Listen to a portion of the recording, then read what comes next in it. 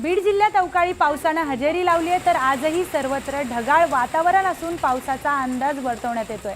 अचानक आलेल्या पावसामुळे आंबा पिकाचं मोठ्या प्रमाणात नुकसान झालं असून भाजीपाल्यालाही फटका बसलाय।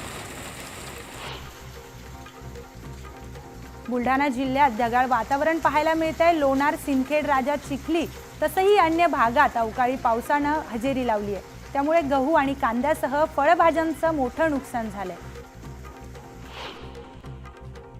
चिपळूणमध्ये अवकाळी पावसाने हजेरी लावल्याने बागायतदार हवालदिल झालेत। आंबा आणि काजू उत्पादनांवर मोठा परिणाम होणार असल्याने बागायतदार शेतकरी धास्तावले आहेत।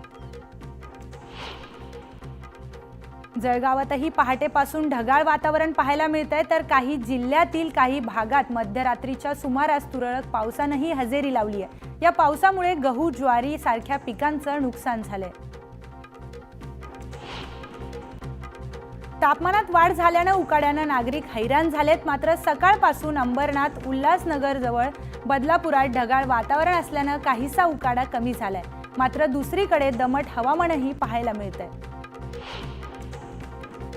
अकोला जिल्ह्यात उष्णतेत मोठ्या प्रमाणात वाढ झाली आहे। लहान मोठ्या 29 धरणातील साठा 35% आलाय, तर 64 गावांची तहान भागवणाऱ्या महान येथील काटेपूर्णा धरणात 25%च जलसाठा शिल्लक आहे। एप्रिल महिन्यातच धाराशिव जिल्ह्यातील 45 प्रकल्पातील उपयुक्त पाण्याची टक्केवारी शून्यावर आली आहे। यामध्ये एक मध्यम आणि 44 लघु प्रकल्पांचा समावेश आहे। गेल्या काही दिवसात उन्हाची तीव्रता वाढत असल्याने हे पाणी साठ्यात झपाट्याने घट होत असल्याने पुढील काळात पाणी टंचाईचं संकट उभं राहणार आहे। मार्च महिना संपला असून आता एप्रिल महिन्याला सुरुवात झाली आहे आणि त्यामुळे कडक उन्हाळा जाणवू लागला आहे। पनवेल पंचायत समितीतर्फे संभाव्य पाणी टंचाई निमित्त कृती आराखडा तयार केला असून 54 गाव वाड्यांमध्ये टँकरने पाणी पुरवठा करण्याचा प्रस्ताव तयार केलाय। बंगालच्या उपसागरावरून येणाऱ्या बाष्पयुक्त वाऱ्यांमुळे पुढील 5 दिवस राज्यात ढगाळ वातावरण निर्माण होऊन वादळी वारे, ढगांच्या कडकडाटासह अवकाळी पाऊस पडण्याचा अंदाज आहे। मंगळवार आणि बुधवार राज्याच्या बहुतांश भागात गारपीट होण्याचा अंदाज वर्तवला जातोय। पुण्यात आजपासून येत्या 3 एप्रिल दरम्यान वादळी वाऱ्यासह पावसाची शक्यता आहे। हवामान विभागाने हा अंदाज वर्तवलाय। त्यामुळे जर पाऊस झाला तर पुणेकरांना उष्णतेपासून तात्पुरता दिलासा मिळणार आहे। यावर्षी उन्हाळा परिस्थिती आणि बिकट करू शकतो, कारण यावेळी देशात अपेक्षेपेक्षा जास्त उष्णता जाणवणार आहे। यामुळे वायव्य भारतात दुहेरी उष्णतेची लाट येण्याची शक्यता आहे, असा इशारा IMDने दिलाय। काही दिवसांपूर्वी सातत्याने मुंबईमधील वातावरण बदलत आहे। तापमानात होणाऱ्या चढ उतारामुळे मध्येच पहाटेचा गारवा, मध्येच वाढलेला उकाडा असं वातावरण सध्या शहरात आहे।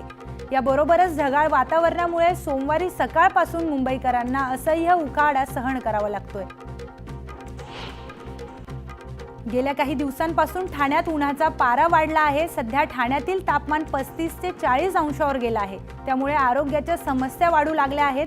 सर्दी, खोकला आणि उलट्या, जुलाब आदींचं प्रमाण वाढले।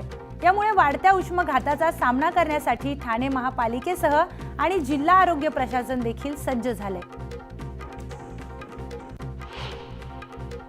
उल्हासनगरात उन्हाळ्यात तापमानाचा पारा 40च्या पार गेल्याने नागरिकांचा जीव कासावीस झालाय।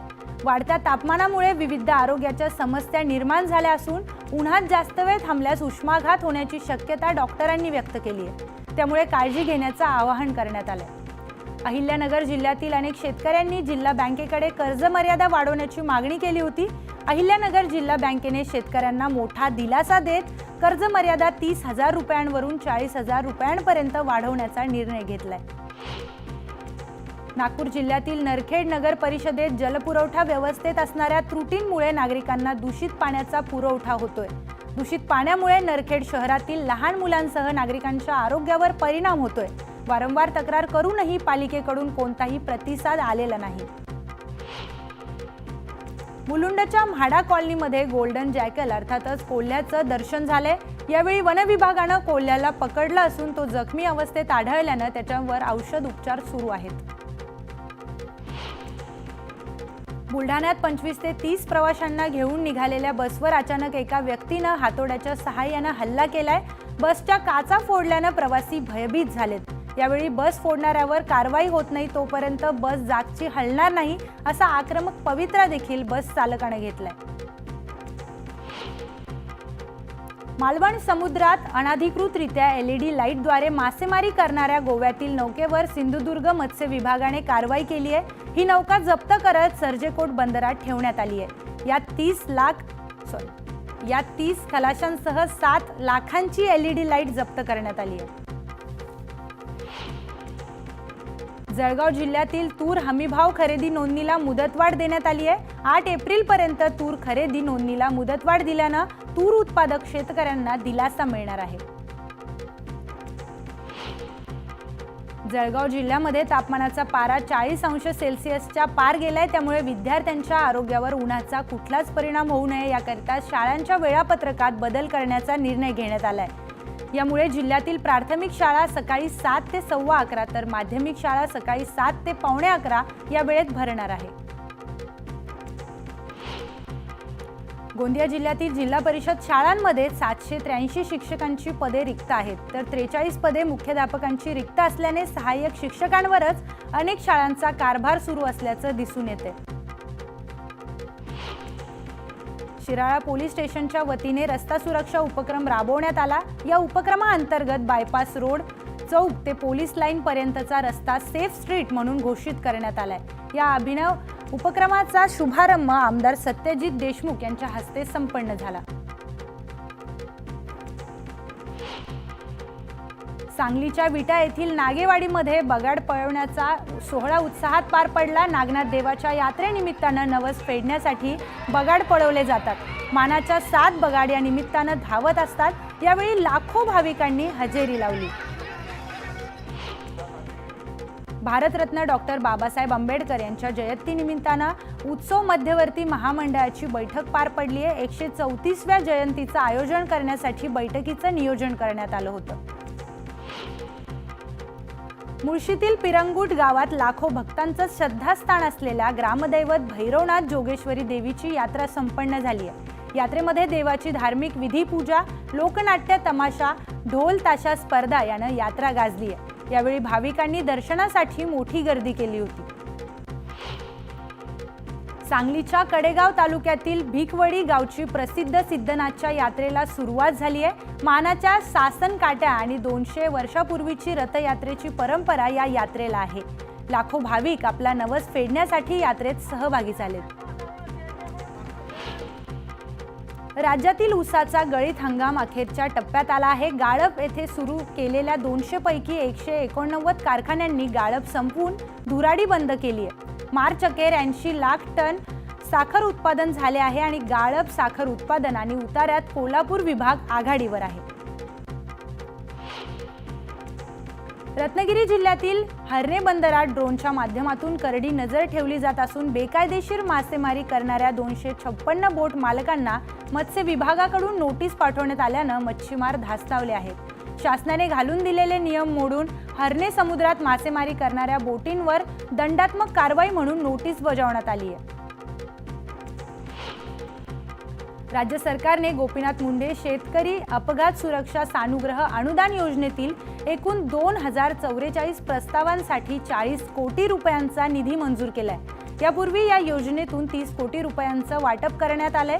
त्यामुळे या योजनेसाठी एकूण 49 कोटी रुपये शेतकऱ्यांच्या वारसांना देण्याचा मार्ग मोकळा झालाय।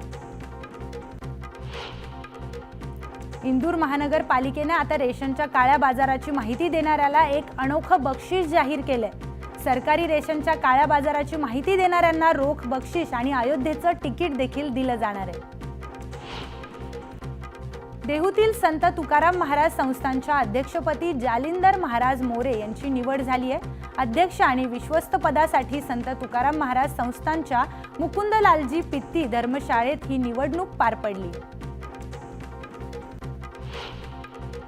कोल्हापूर जिल्ह्यातून आर्थिक वर्षात मालमत्ता खरेदी विक्रीसह इतर मुद्रांकांच्या माध्यमातून 26 मार्च अखेर 514 कोटींचा महसूल शासनाच्या तिजोरीत जमा झालाय। जळगाव तालुक्यातील धानवड शिवारात वीज कोसळल्यानं एका 15 वर्षीय मुलाचा जागीच मृत्यू झालाय, तर त्याचे आजोबाही गंभीर जखमी झालेत। जळगावच्या 40 गावात शाळकरी मुलीवर भटक्या कुत्र्यांनी हल्ला केलाय। मुलीच्या पायाचा चावा घेतल्यानं मुलगी गंभीर जखमी झाली आहे। ही सर्व घटना सीसीटीव्हीत कैद झाली आहे। या प्रकरणी पालिकेनं कुत्र्यांचा बंदोबस्त करावा अशी मागणी देखील करण्यात येते। चंद्रपूर जिल्ह्यातील कोरपणा येथे आदिवासी लोककला महोत्सव पार पडला। या कार्यक्रमात आशिष शेलार, अशोक उईके आणि सुधीर मुनगंटीवार यांनी हजेरी लावली। अक्कलकोटमध्ये आरपीआय आठवले गट सक्रिय झालाय आणि अक्कलकोट तालुक्यातील इब्राहिमपूर येथे आरपीआय आठवले गटाच्या शाखेने उद्घाटन करण्यात आले। अक्कलकोटमध्ये गेल्या महिन्याभरात 18 शाखेंचं उद्घाटन करण्यात आलंय।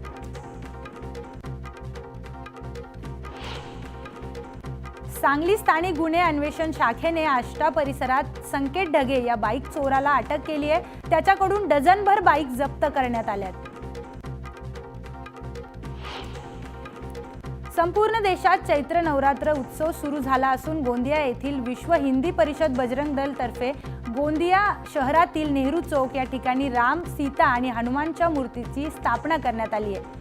गेल्या 22 वर्षापासून या ठिकाणी विश्व हिंदी परिषद बजरंग तर्फे गुढीपाडवा ते रामनवमी पर्यंत या ठिकाणी राम उत्सव साजरा केला जातो। अकोल्याच्या तेल्हारा तालुक्यातील अनेक पांदण रस्ते, जुने शिवदांड आणि गाळ रस्ते सुस्थितीत नसून सर्व रस्त्यांवर खड्ड्यांचं साम्राज्य निर्माण झालंय। त्यामुळे शेतकऱ्यांचे अतोनात हाल होत आहेत।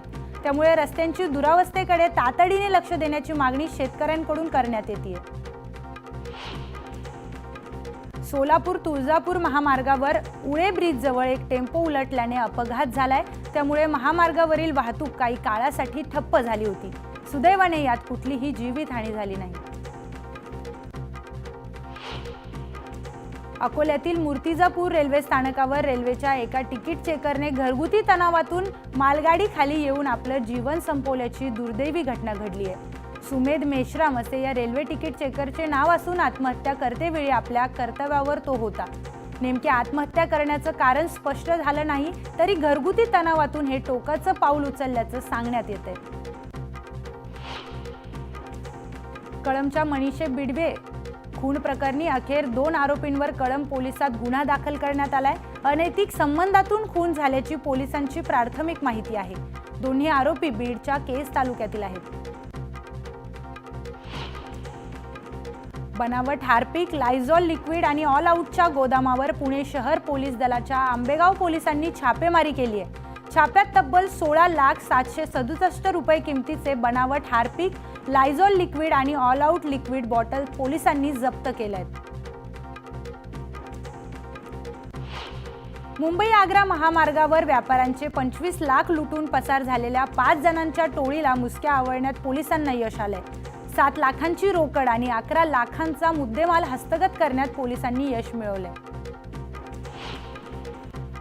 अकोला अकोट मार्गावरील वारुळा फाट्याजवळ 2 ट्रकचा भीषण अपघात झाला। या अपघातात 2 जण गंभीर जखमी झाले आहेत, तर ट्रकचं मोठं नुकसान झालंय। सांगलीच्या आष्टीतील संकेत ढगे नावाच्या चोरट्याने डझनभर यामाहा वाहन चोरल्याचं समोर आलंय। पोलिसांनी त्यांच्याकडून सर्व वाहने जप्त केली आहेत। उल्हासनगरात कॅम्प नंबर 5च्या गांधी चौक परिसरात असलेल्या एका इमारतीत दुसऱ्या मजल्यावरून 2 लहान मुलांचा पडून अपघात झालाय। गॅलरीत खेळत असताना ही दुर्घटना झाली आहे। यात दोन्ही मुलांना गंभीर इजा देखील झाली आहे। उल्हासनगरमधील कॅम्प 5च्या वीर तानाजी नगर जनता कॉलनी परिसरात विद्युत ट्रान्सफॉर्मरला भीषण आग लागली आहे। या आगीच्या भडक्यामुळे नागरिकांची चांगलीच पळापळ झाली आहे। धुळे शहरात एका भंगारच्या गोडाऊनला भीषण आग लागली। गोडाऊनमध्ये रद्दी पुठ्यांसह मोठ्या प्रमाणात भंगार असल्याने आगीने रौद्र रूप धारण केलं। सुदैवाने या आगीत कोणत्याही प्रकारची जीवितहानी झाली नाही। दौंडमधील धक्कादायक माहिती समोर आली आहे। होणारा नवरा पसंत नसल्यानं नवरीनं नवऱ्याला मारण्याची सुपारी दिली। 1.5 लाखांची सुपारी देत 27 वर्षीय तरुणाला जीवे मारण्याचा प्रयत्न करण्यात आलाय। या प्रकरणी पोलिसांनी 5 आरोपींना जेरबंद केलंय।